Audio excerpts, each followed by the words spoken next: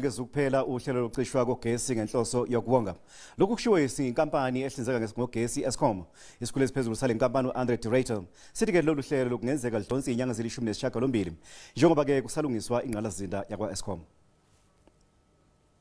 iEskom ithi ingqalasizinda yayo idonsa kanzima angeke kwethenjelwa kuyona kanti futhi ayikho esimweni esifanele.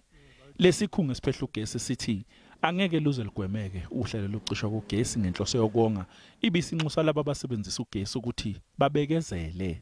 We have developed a comprehensive maintenance plan which we took to our board earlier this week. The board supported it, and this will enable us to perform the necessary rigorous maintenance on our power plants. Obhekele ukusebenza kwansuku zonke eEskom uAndre uthi uhlelo lokucishwa kogesi ngenhloso yokuwonga ludalwe ukunqamuka kogesi okungahleliwe. We are experiencing still a number of unplanned breakdowns.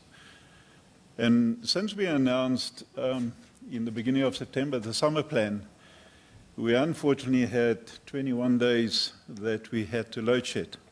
Isikhulu sakwaEskom sithi manje okuzogxilwa kukho ukubuyisa ithemba ebantwini wathi kumele balwe nenkohlakalo bese behlela kabusha ukusebenza kwenkampani. We are very aware of the fact that any traces of corruption still remaining within Eskom will hinder our efforts to turn around the organization and also impact negatively on our finances. iEskom njengamanje iseyinhlelweni zokuqoka amalungu ebhodi kuzona zontathu inhlaka zayo.